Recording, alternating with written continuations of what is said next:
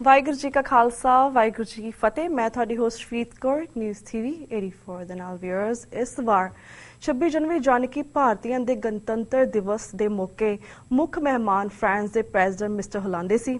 ਜਿਵੇਂ ਅਸੀਂ ਪਿਛਲੇ ਦਿਨੀ ਜ਼ਿਕਰ ਕੀਤਾ ਸੀ ਕਿ ਕਿਵੇਂ ਫਰਾਂਸ ਦੇ ਪ੍ਰੈਜ਼ੀਡੈਂਟ ਲਾਸਟ ਸੰਡੇ ਨੂੰ ਚੰਡੀਗੜ੍ਹ ਗਏ ਸੀ ਅਤੇ ਐਸਜੀਪੀਸੀ ਜਾਂ ਪੰਜਾਬ ਗਵਰਨਮੈਂਟ ਨੇ ਫਰਾਂਸ ਦੇ ਪ੍ਰੈਜ਼ੀਡੈਂਟ ਦੇ ਨਾਲ ਫਰਾਂਸ ਦੇ ਵਿੱਚ ਚੱਲ ਰਹੇ ਦਸਤਾਰ ਦੇ ਇਸ਼ੂ ਤੇ ਕੋਈ ਗੱਲਬਾਤ ਨਹੀਂ ਕੀਤੀ। ਜਿਵੇਂ ਅਸੀਂ ਆਪਣੇ ਟੀਵੀ 84 ਦੇ ਵਿਊਅਰਸ ਨੂੰ ਔੜੀ ਜਾਣਕਾਰੀ ਦਿੱਤੀ ਸੀ ਕਿ ਕਿਵੇਂ ਫਰਾਂਸ ਦੇ ਵਿੱਚ ਸਿੱਖ ਬੱਚਿਆਂ ਨੂੰ ਦਸਤਾਰ ਸਜਾ ਕੇ ਸਕੂਲ ਅਤੇ ਕਾਲਜਸ ਵਿੱਚ ਜਾਣ ਦੀ ਇਜਾਜ਼ਤ ਨਹੀਂ ਹੈ ਅਤੇ ਨਾ ਹੀ ਕਿਸੇ ਸਰਕਾਰੀ ਡਾਕੂਮੈਂਟ ਜਾਂ ਆਈਡੀ ਤੇ ਦਸਤਾਰ ਦੇ ਨਾਲ ਕੋਈ ਫੋਟੋ ਪਾਉਣ ਦੀ ਇਜਾਜ਼ਤ ਹੈ। ਵਿਊਅਰਸ, ਪਰ 26 ਜਨਵਰੀ ਦੀ ਪਰੇਡ ਦੇ ਵਿੱਚ ਫਰਾਂਸ ਦੇ ਰਾਸ਼ਟਰਪਤੀ ਸਾਹਮਣੇ ਦਸਤਾਰ ਹੀ ਅਲੋਪ ਕਰ ਦਿੱਤੀ ਗਈ ਸੀ। ਇਸ ਪਰੇਡ ਦੇ ਵਿੱਚ ਸਿੱਖ ਰੈਜੀਮੈਂਟ ਦਸਤਾਰਧਾਰੀ ਸਿੱਖ ਫੌਜੀਆਂ ਨੂੰ ਸ਼ਾਮਿਲ ਨਹੀਂ ਹੋਣ ਦਿੱਤਾ ਅਤੇ ਨਾ ਹੀ ਇਸ ਪਰੇਡ ਦੀ ਅਗਵਾਈ ਕਿਸੇ ਸਿੱਖ ਆਫੀਸਰਸ ਨੂੰ ਸੌਂਪੀ ਗਈ। ਜਦੋਂ ਕਿ ਪਿਛਲੇ ਸਮਿਆਂ ਦੇ ਵਿੱਚ ਜਿਹੜੀ ਇਹ ਪਰੇਡ ਹੋਈ ਸੀ, ਇਸ ਦੇ ਵਿੱਚ ਸਿੱਖ ਰੈਜੀਮੈਂਟਸ ਦਸਤਾਰਾਂ ਦੇ ਨਾਲ ਇਸ ਪਰੇਡ ਦੀ ਸ਼ਾਨ ਬਣਦੇ ਰਹੇ ਹਨ। ਸੋ ਵੀਅਰਸ, ਇਸ ਤੋਂ ਭਾਜਪਾ ਦਾ ਸਿੱਖ ਵਿਰੋਧੀ ਚਿਹਰਾ ਖੁੱਲ੍ਹ ਕੇ ਇਸ ਦਿਨ ਸਾਹਮਣੇ ਆਇਆ। ਐਂਡ ਦੂਸਰੇ ਪਾਸੇ ਇਸ ਸਾਲ ਵੀ ਸ਼੍ਰੋਮਣੀ ਗੁਰਦੁਆਰਾ ਪ੍ਰਬੰਧਕ ਕਮੇਟੀ ਨੇ ਵਿਕਰਮੀ ਹਿੰਦੂ ਕੈਲੰਡਰ ਦੇ ਉੱਪਰ ਨਾਨਕਸ਼ਾਹੀ ਕੈਲੰਡਰ ਦਾ ਨਾਮ ਲਿਖ ਕੇ ਸਿੱਖਾਂ ਨੂੰ ਬੇਵਕੂਫ ਬਣਾਉਣ ਦੀ ਕੋਸ਼ਿਸ਼ ਕੀਤੀ ਹੈ। ਸਿੱਖ ਧਰਮ ਦੁਨੀਆ ਦਾ 5ਵਾਂ ਵੱਡਾ ਧਰਮ ਹੈ ਅਤੇ ਸਿਰਫ ਸਿੱਖ ਕੌਮ ਸਿੱਖ ਧਰਮ ਦੇ ਕੋਲ ਹੀ ਆਪਣਾ ਇੰਡੀਪੈਂਡੈਂਟ ਕੈਲੰਡਰ ਨਹੀਂ ਹੈ। ਸੋ ਵੀਅਰਸ, ਅੱਜ ਅਸੀਂ ਇਹਨਾਂ ਟੌਪਿਕਸ ਤੇ ਅਤੇ ਹੋਰ ਰੀਸੈਂਟ ਟੌਪਿਕਸ ਤੇ ਗੱਲਬਾਤ ਕਰਾਂਗੇ ਦੋ ਸ਼ਖਸੀਅਤਾਂ ਦੇ ਨਾਲ। ਸਭ ਤੋਂ ਪਹਿਲਾਂ ਅਸੀਂ ਗੱਲਬਾਤ ਕਰਦੇ ਹਾਂ ਦਲ ਖਾਲਸਾ ਜਥੇਬੰਦੀ ਜਨਰਲ ਸਕੱਤਰ ਸਰਦਾਰ ਸਰਬਜੀਤ ਸਿੰਘ ਘੁਮਾਣ ਜੀ ਨਾਲ, ਜਿਹੜੇ ਕਿ ਇਸ ਵੇਲੇ ਅੰਮ੍ਰਿਤਸਰ ਤੋਂ ਸਾਨੂੰ ਫੋਨ ਲਾਈਨ ਤੇ ਜੁੜ ਚੁੱਕੇ ਨੇ। ਜੀ ਵੀਰ ਜੀ, ਵਾਹਿਗੁਰੂ ਜੀ ਕਾ ਖਾਲਸਾ ਵਾਹਿਗੁਰੂ ਜੀ ਕੀ ਫਤਿਹ। ਵਾਹਿਗੁਰੂ ਜੀ ਕਾ ਖਾਲਸਾ ਵਾਹਿਗੁਰੂ ਜੀ ਕੀ ਫਤਿਹ ਜੀ। ਜੀ ਵੀਰ ਜੀ, ਇਹਨਾਂ ਦੋ ਮੇਨ ਟਾਪਿਕਸ ਦੇ ਉੱਪਰ ਗੱਲਬਾਤ ਕਰਨ ਤੋਂ ਪਹਿਲਾਂ ਅਸੀਂ ਆਪਣਾ ਸ਼ੋਅ ਸ਼ੁਰੂ ਕਰਦੇ ਹਾਂ 25 ਜਨਵਰੀ ਤੋਂ, ਜਿਸ ਤਰ੍ਹਾਂ ਦਲ ਖਾਲਸਾ ਜਥੇਬੰਦੀ ਅਤੇ ਪੰਚ ਪ੍ਰਧਾਨੀ ਵੱਲੋਂ 25 ਜਨਵਰੀ ਨੂੰ ਰਿਪਬਲਿਕ ਡੇ ਤੋਂ ਇੱਕ ਦਿਨ ਪਹਿਲਾਂ ਕਾਲਾ ਦਿਵਸ ਮਨਾਇਆ ਗਿਆ ਸੀ। ਅਸੀਂ ਚਾਹਾਂਗੇ ਸਾਨੂੰ ਇਸ ਦਿਨ ਬਾਰੇ ਅਪਡੇਟ ਦਿਓ ਕਿ ਇਹ ਸਾਰਾ ਪ੍ਰੋਗਰਾਮ ਕਿਵੇਂ ਰਿਹਾ। ਪਿਛਲੇ ਕਈ ਸਾਲਾਂ ਤੋਂ ਅਸੀਂ ਹਰ ਸਾਲ ਹੀ ਇੱਥੇ 15 ਅਗਸਤ ਨੂੰ ਜਾਂ 26 ਜਨਵਰੀ ਨੂੰ ਜਿਹੜੇ ਦਿਹਾੜੇ ਇੱਥੇ ਭਾਰਤ ਵੱਲੋਂ ਮਨਾਏ ਜਾਂਦੇ ਨੇ ਜੀ, ਇਹਨਾਂ ਦੇ ਮੁਤਲਕ ਆਪਣਾ ਜਿਹੜਾ ਕੌਮ ਦਾ ਸਾਡਾ ਰੋਸ ਆ ਵਿਰੋਧ ਪ੍ਰਦਰਸ਼ਨਾਂ ਦੇ ਰਾਹੀਂ ਦਿਖਾਉਂਦੇ ਆਏ ਆ। ਇਸ ਵਾਰ ਵੀ ਅਸੀਂ 25 ਜਨਵਰੀ ਨੂੰ ਇਹ ਪ੍ਰੋਗਰਾਮ ਜਿਹੜਾ ਸੀਗਾ ਉਹ ਦੇਖਿਆ ਸੀਗਾ। ਸੋ ਕਾਲੇ ਝੰਡੇ ਲੈ ਕੇ, ਕਾਲੀਆਂ ਦਸਤਾਰਾਂ ਔਰ ਇਸ ਤਰੀਕੇ ਨਾਲ ਰੋਸ ਪ੍ਰਦਰਸ਼ਨ ਲਈ ਜਿਹੜੇ ਸਾਡੇ ਕੋਲ ਬੜੀ ਵੱਡੀ ਗਿਣਤੀ ਵਿੱਚ ਪੋਸਟਰ ਵਗੈਰਾ ਤਿਆਰ ਕਰਕੇ ਸਾਡੇ ਨੌਜਵਾਨਾਂ ਨੇ, ਜਥੇਬੰਦੀ ਨਾਲ ਜੁੜੇ ਹੋਏ ਸਿੰਘਾਂ ਨੇ ਦਲ ਖਾਲਸਾ ਦੇ ਦਫ਼ਤਰ ਤੋਂ ਡੀਸੀ ਦਫ਼ਤਰ ਤੱਕ ਮਾਰਚ ਕੀਤਾ ਜੀ। ਔਰ ਰਸਤੇ ਦੇ ਵਿੱਚ ਜਿਹੜੀ ਹੈਗੀ ਆ ਨਾਅਰੇਬਾਜ਼ੀ ਕਰਕੇ, ਲੋਕਾਂ ਨੂੰ ਲਿਟਰੇਚਰ ਵੰਡ ਕੇ ਅਸੀਂ ਜਿਹੜੇ ਸਾਡੇ ਭਾਈਚਾਰੇ ਦੇ ਦੁੱਖ ਨੇਗੇ, ਸਾਡੀ ਕੌਮ ਦੇ ਜਿਹੜੇ ਮਸਲੇ ਨੇਗੇ, ਉਹਨਾਂ ਬਾਰੇ ਦੱਸਿਆ। ਤੇ ਅਸੀਂ ਦੇਖਿਆ ਕਿ ਇਸ ਵਾਰ ਜਿਹੜਾ ਸਾਡਾ ਸੀਗਾ ਇਹ ਪ੍ਰੋਗਰਾਮ, ਇਹਦੇ ਵਿੱਚ ਸਾਨੂੰ ਪੇਂਡੂ ਜਿਹੜਾ ਆਮ ਸਾਡਾ ਸਿੱਖ ਸੀਗਾ ਉਹਦਾ ਸਮਰਥਨ ਜਿਹੜਾ ਸੀਗਾ ਜ਼ਿਆਦਾ ਵਧੀਆ ਪਿਛਲੇ ਵਾਰੀਆਂ ਨਾਲੋਂ ਵੱਧ ਮਿਲਿਆ, ਕਿਉਂਕਿ ਹੁਣ ਲੋਕਾਂ 'ਚ ਅਵੇਅਰਨੈਸ ਵੱਧ ਰਹੀ ਹੈ। ਖਾਸ ਤੌਰ ਤੇ ਜਿਹੜਾ ਸੋਸ਼ਲ ਮੀਡੀਆ ਜਿਹੜਾ ਹੈਗਾ ਇਹਨੇ ਬਹੁਤ ਵੱਡਾ ਅਹਿਮ ਰੋਲ ਨਿਭਾਉਣਾ ਸ਼ੁਰੂ ਕੀਤਾ ਹੋਇਆ ਤੇ ਲੋਕਾਂ ਨੂੰ ਪਹਿਲਾਂ ਵੀ ਪਤਾ ਸੀਗਾ ਕਿ ਇਹ ਪ੍ਰੋਗਰਾਮ ਹੋਣਾ ਤੇ ਆਮ ਲੋਕਾਂ ਨੇ ਸਾਡੇ ਨਾਲ ਇੰਟਰੈਕਸ਼ਨ ਕੀਤੀ ਔਰ ਸਾਡੇ ਨੌਜਵਾਨਾਂ ਨੇ ਥਾਂ ਥਾਂ ਤੇ ਖੜ ਕੇ ਉਹਨਾਂ ਨੂੰ ਜਿਹੜਾ ਸਾਰੀ ਗੱਲ ਜਿਹੜੇ ਉਹਨਾਂ ਨੂੰ ਕਈ ਗੱਲਾਂ ਦਾ ਨਹੀਂ ਪਤਾ ਹੁੰਦਾ ਸਾਡੇ ਵੀਰਾਂ ਨੂੰ ਉਹ ਦੱਸੀਆਂ ਕਿ ਕਿਵੇਂ 1947 ਤੋਂ ਪਹਿਲਾਂ ਇਹਨਾਂ ਹਿੰਦੂ ਕਾਂਗਰਸੀ ਲੀਡਰਾਂ ਨੇ, ਮਿਸਟਰ ਗਾਂਧੀ ਨੇ, ਮਿਸਟਰ ਨਹਿਰੂ ਨੇ ਤੇ ਹੋਰਾਂ ਨੇ ਵਾਅਦੇ ਕੀਤੇ ਸੀਗੇ ਕਿ ਤੁਸੀਂ ਸਿੱਖੋ ਪਾਕਿਸਤਾਨ ਨਾਲ ਰਲਣ ਦੀ ਬਜਾਏ ਹਿੰਦੁਸਤਾਨ ਦੇ ਨਾਲ ਰਲੋ ਤਾਂ ਕਿ ਤੁਹਾਡਾ ਜਿਹੜਾ ਹੈਗਾ ਭਾਰਤ ਦੇ ਉੱਤਰ ਵਿੱਚ ਇੱਕ ਤੁਹਾਨੂੰ ਖਿੱਤਾ ਘੜ ਕੇ ਦਿੱਤਾ ਜਾਊ ਜਿੱਥੇ ਤੁਸੀਂ ਪੂਰੀ ਆਜ਼ਾਦੀ ਦੇ ਨਾਲ ਆਪਦਾ ਰਵੋਗੇ। ਤੇ ਉਹ ਜਿਹੜਾ ਵਾਅਦੇ ਸੀਗੇ 1947 ਤੋਂ ਬਾਅਦ ਪੂਰੇ ਨਹੀਂ ਹੋਏ ਔਰ ਇਸ ਕਰਕੇ ਆਪਾਂ ਬੜੀ ਵੱਡੀ ਇੱਕ ਜਿਹੜੀ ਪ੍ਰੋਬਲਮ ਆ ਸਾਡੀ ਸਿੱਖ ਆਇਡੈਂਟੀਟੀ ਤੇ ਸਿੱਖ ਸਮੱਸਿਆਵਾਂ ਸਾਰੀਆਂ ਉਹਦੇ ਚੋਂ ਪੈਦਾ ਹੋਈਆਂ ਨੇ, ਕਿਉਂਕਿ ਸਿੱਖਾਂ ਨੂੰ ਉਹਨਾਂ ਦੇ ਬਣਦੇ ਹੱਕ ਦੇਣ ਦੀ ਥਾਂ ਜਿਹੜੇ ਵਾਅਦੇ ਸੀ ਉਹ ਤਾਂ ਪੂਰੇ ਕੀ ਕਰਨੇ ਸੀ, ਉਲਟਾ ਇਸ ਹਿੰਦੂ ਮੈਜੋਰਿਟੀ ਨੇ ਸਿੱਖਾਂ ਦੀ ਹੋਂਦ ਹਸਤੀ ਖਤਮ ਕਰਨ ਦੇ ਲਈ ਭਾਰਤ ਦੇ ਸੰਵਿਧਾਨ ਵਿੱਚ ਹੀ ਸਾਨੂੰ ਹਿੰਦੂ ਲਿਖਿਆ ਤੇ ਹੋਰ ਵੀ ਜਿਹੜੇ ਉਹਨਾਂ ਤੋਂ ਯਤਨ ਹੁੰਦੇ ਨੇ, ਕਰੋੜਾਂ ਰੁਪਏ ਹਰ ਸਾਲ ਸਿੱਖਾਂ ਦੀ ਹੋਂਦ ਹਸਤੀ ਨੂੰ ਮਾਰਨ ਦੇ ਲਈ ਉਹ ਖਰਚ ਰਹੇ ਨੇ। ਇਹ ਸਾਰੀਆਂ ਗੱਲਾਂ ਸਬੂਤਾਂ ਦੇ ਨਾਲ ਲਿਟਰੇਚਰ ਵੰਡਿਆ ਔਰ ਇਸ ਤਰੀਕੇ ਨਾਲ ਅਸੀਂ ਆਪਣੇ ਆਲੇ ਦੁਆਲੇ ਵਿੱਚ ਜਿਹੜਾ ਇੱਕ ਸਾਡੀ ਜਿਹੜਾ ਬਣਦੀ ਹੋਈ ਭੂਮਿਕਾ ਹੈਗੀ ਆ ਉਹ ਨਿਭਾ ਰਹੇ ਆ।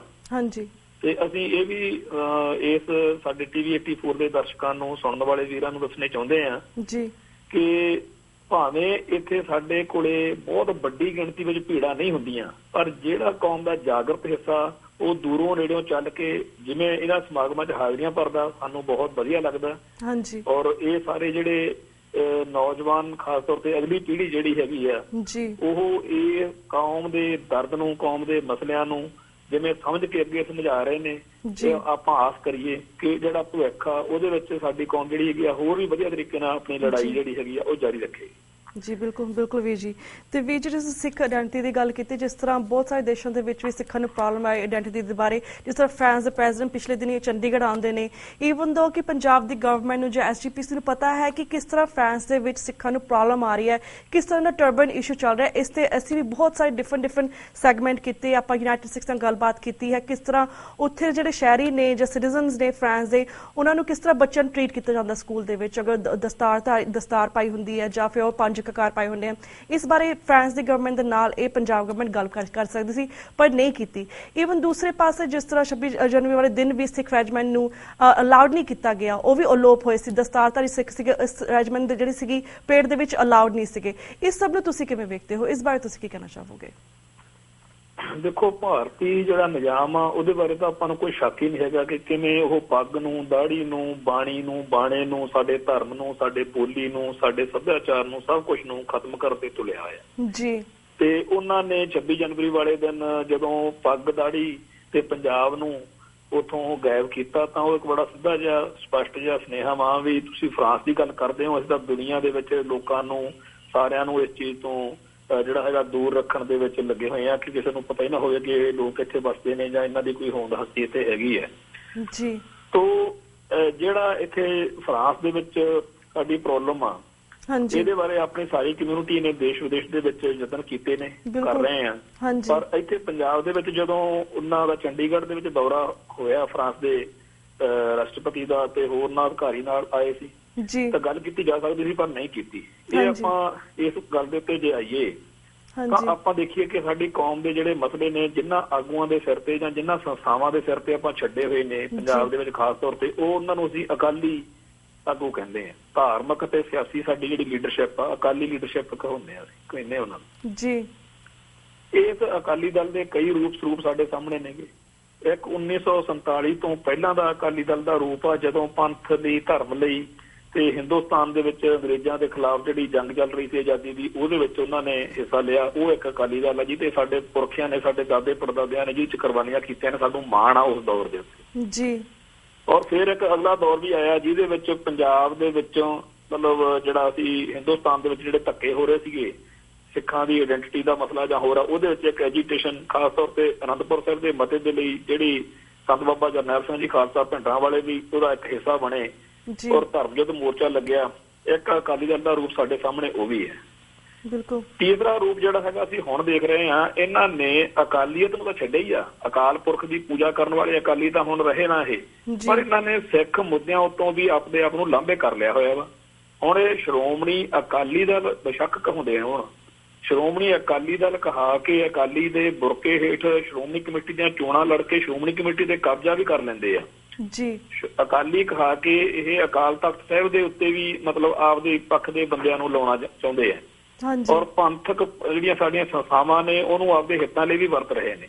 ਉਧਰੋਂ ਸਰਕਾਰ ਵਿੱਚ ਵੀ ਅਕਾਲੀ ਕਹਿ ਕੇ ਜਾਂਦੇ, ਪਰ ਇਹ ਉਹ ਜਿਹੜੀ ਸਿੱਖ ਹੱਕਾਂ ਤੇ ਸਿੱਖ ਹਿੱਤਾਂ ਦੀ ਰਾਖੀ ਲਈ ਅਕਾਲੀ ਦਲ ਬਣਾਇਆ ਸੀ, ਉਹ ਇਹ ਜਮਾਤ ਨਹੀਂ ਰਹੀ। ਹੁਣ ਜਦੋਂ ਵੀ ਪੰਥ ਨੂੰ ਇਹਨਾਂ ਦੀ ਲੋੜ ਪੈਂਦੀ ਆ, ਉਸ ਟਾਈਮ ਇਹ ਭਾਰਤੀ ਮੁੱਖ ਧਾਰਾ ਦੇ ਨਾਲ ਖੜੇ ਦਿਖਦੇ ਆ। ਆਪਣੇ ਸਾਹਮਣੇ ਆ ਕਿ ਜਦੋਂ ਅੱਜ ਇਹਨਾਂ ਦੀ ਲੋੜ ਸੀਗੀ ਸਾਨੂੰ ਪੱਗ ਨੂੰ, ਫਰਾਂਸ ਦੇ ਜਿਹੜੇ ਅਧਿਕਾਰੀਆਂ ਦੇ ਸਾਹਮਣੇ ਪੱਗ ਦੇ ਵਿਸ਼ੇ ਨੂੰ, ਦਸਤਾਰ ਦੇ ਵਿਸ਼ੇ ਨੂੰ ਰੱਖਣ ਦੀ, ਤੇ ਜਿਹੜੀ ਬੋਲੀ ਸ਼ੈਲੀ ਤੇ ਸਟਾਈਲ ਦਿੱਲੀ ਦਰਬਾਰ ਨੇ ਅਪਣਾਇਆ ਵਾ ਪੱਗ ਦੇ ਖਿਲਾਫ 26 ਜਨਵਰੀ ਦੀ ਜਿਹੜੀ ਆਪਾਂ ਗੱਲ ਕਰਕੇ ਹਟੇ ਆ, ਉਹੀ ਇਹਨਾਂ ਨੇ ਅਪਣਾਇਆ ਹੋਇਆ ਹੈਗਾ ਵੀ ਕੋਈ ਗੱਲ ਹੀ ਨਹੀਂ ਜੀ, ਚੱਕਰ ਹੀ ਨਹੀਂ ਕੋਈ ਹੈਗਾ। ਮਤਲਬ ਜਿਸ ਪੱਗ ਦੀ ਰਾਖੀ ਲਈ, ਜਿਸ ਸਿੱਖ ਇੰਟਰਸਟ ਦੀ ਰਾਖੀ ਲਈ ਜਾਂ ਹੋਰ ਸਿੱਖ ਮਸਲਿਆਂ ਦੀ ਰਾਖੀ ਲਈ ਅਕਾਲੀ ਦਲ ਦੀ ਜ਼ਿੰਮੇਵਾਰੀ ਬਣਦੀ ਆ, ਸ਼੍ਰੋਮਣੀ ਕਮੇਟੀ ਦੀ ਜ਼ਿੰਮੇਵਾਰੀ ਬਣਦੀ ਆ, ਹੋਰਨਾਂ ਸੰਸਥਾਵਾਂ ਦੀ ਜ਼ਿੰਮੇਵਾਰੀ ਬਣਦੀ ਆ, ਇਹ ਮੌਜੂਦਾ ਆਗੂ ਸਾਰੇ ਉਹ ਤੋਂ ਭੱਜੇ ਹੋਏ ਨੇ। ਔਰ ਇਹ ਗੱਲ ਅੱਜ ਕੋਈ ਨਵੀਂ ਨਹੀਂ ਵਾਪਰੀ, ਪਿਛਲੇ 20-25 ਸਾਲ ਤੋਂ ਹੌਲੀ ਹੌਲੀ ਬਦਲਦੇ ਇਹ ਜਿਹੜਾ ਹਰ ਵਾਰੀ ਕਹਿੰਦੇ ਸੀ ਪੰਥ ਖਤਰੇ 'ਚ, ਤੇ ਪੰਥ ਖਤਰੇ 'ਚ ਕਹਿ ਕੇ ਪੰਥ ਦੀਆਂ ਵੋਟਾਂ ਲੈ ਕੇ ਸੱਤਾ ਤੇ ਆਉਂਦੇ ਰਹੇ। ਅੱਜ ਇਹਨਾਂ ਨੇ ਆਪਦਾ ਏਜੰਡਾ ਬਦਲ ਲਿਆ ਹੋਇਆ। ਅੱਜ ਇਹਨਾਂ ਨੂੰ ਪੰਥ ਦੀ, ਧਰਮ ਦੀ, ਬੋਲੀ ਦੀ, ਕੌਮ ਦੀ, ਸੱਭਿਆਚਾਰ ਦੀ ਜਾਂ ਸਾਡੀ ਕਿਸੇ ਹੋਰ ਗੱਲ ਦੀ ਇਹਨਾਂ ਨੂੰ ਕੋਈ ਚਿੰਤਾ ਨਹੀਂ। ਇਹਨਾਂ ਦਾ ਇੱਕੋ ਇੱਕ ਏਜੰਡਾ ਭਾਰਤੀ ਮੁੱਖ ਧਾਰਾ ਦੇ ਕੋਲੋਂ ਆਪਦੇ ਸਵਾਰਥ ਪੂਰੇ ਕਰਨਾ ਹੈਗਾ। ਜੋ ਕੁਝ ਦਿੱਲੀ ਦੀਆਂ ਏਜੰਸੀਆਂ ਇਹਨਾਂ ਤੋਂ ਚਾਹੁੰਦੀਆਂ ਨੇ ਉਹ ਕੁਝ ਕਰਦੇ ਆ, ਔਰ ਸਾਡੀਆਂ ਜਿਹੜੀਆਂ ਚੋਟੀ ਦੀਆਂ ਸਾਡੀਆਂ ਸੰਸਥਾਵਾਂ ਨੇ ਉਹਦੇ ਉੱਤੇ ਇਹਨਾਂ ਦਾ ਕਬਜ਼ਾ।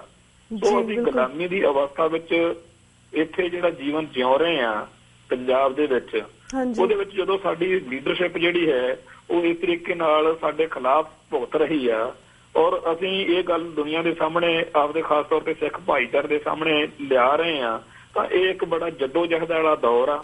ਇਹਦੇ ਵਿੱਚ ਜਿਹੜੀਆਂ ਜਾਗੀਆਂ ਹੋਈਆਂ ਰੂਹਾਂ ਨੇ, ਜਿਨ੍ਹਾਂ ਨੂੰ ਗੱਲ ਦੀ ਸਮਝ ਆ, ਉਹਨਾਂ ਦੇ ਉੱਤੇ ਬਹੁਤ ਵੱਡੇ ਪੱਧਰ ਤੇ ਜ਼ੁਲਮ ਵੀ ਹੋਣੇ ਆ, ਔਰ ਹੋਰ ਜਿਹੜੇ ਨੇਗੇ ਇਹਨਾਂ ਨੇ ਆਪਦੇ ਆਪ ਨੂੰ ਪੰਥਕ ਬੁਰਕੇ 'ਚ ਰੱਖਣ ਲਈ, ਲੋਕਾਂ ਨੂੰ ਭੱਬਲ ਭੂਸੇ 'ਚ ਪਾਈ ਰੱਖਣ ਲਈ ਕਿ ਨਹੀਂ ਜੀ ਅਸੀਂ ਬੜੇ ਸੱਚੇ ਸੁੱਚੇ ਸਿੱਖ ਹਾਂ, ਉਹ ਬੜਾ ਕੁਛ ਕਰਨਾ ਹੈ।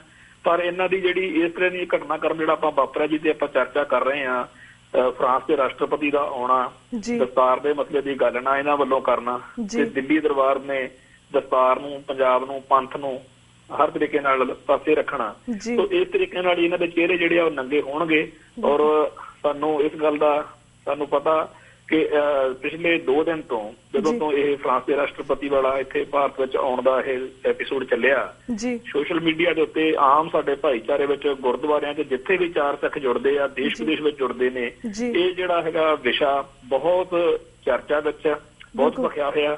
ਤੇ ਆਪਾਂ ਕਹੀਏ ਕਿ ਹਜ਼ਾਰਾਂ ਕਿਤਾਬਾਂ ਜਿਹੜੀਆਂ ਨੇਗੀਆਂ ਜਾਂ ਸਾਡੀਆਂ ਹਜ਼ਾਰਾਂ ਇਹੋ ਜਿਹੀਆਂ ਡਿਸਕਸ਼ਨਾਂ ਨਾਲੋਂ ਵੱਧ ਇਸ ਇੱਕ ਘਟਨਾ ਨੇ ਸਿੱਖਾਂ ਨੂੰ ਦੱਸਿਆ ਹੈਗਾ ਕਿ ਭਾਰਤੀ ਜਿਹੜੇ ਹੈਗੇ ਆ ਹਾਕਮ ਤੇ ਇਹ ਜਿਹੜੀ ਮੌਜੂਦਾ ਲੀਡਰਸ਼ਿਪ ਆ, ਇਹ ਰਲ ਮਿਲ ਕੇ ਸਿੱਖਾਂ ਦੇ ਹਿੱਤਾਂ ਦੇ ਕਿਵੇਂ ਖਿਲਾਫ ਭੁਗਤ ਰਹੀ ਹੈ ਜੀ। ਬਿਲਕੁਲ ਬਿਲਕੁਲ ਵੀਰ ਜੀ ਸਾਡੇ ਕੋਲ ਇੱਕ ਅੱਧਾ ਮਿੰਟ ਰਹਿ ਗਿਆ ਐਟ ਦੀ ਐਂਡ। ਜਿਸ ਤਰ੍ਹਾਂ ਤੁਸੀਂ ਗੱਲ ਕੀਤੀ, ਭਾਜਪਾ ਹੋਈ, ਕਾਂਗਰਸ ਹੋਈ, ਜਾਂ ਫਿਰ ਜਿਹੜੇ ਅਕਾਲੀ ਦਲ, ਬਾਦਲ ਹੈ, ਜਿਹੜੇ ਇਹਨਾਂ ਦੇ ਚਿਹਰੇ ਉਹ ਸਾਡੇ ਸਾਹਮਣੇ ਨੇ।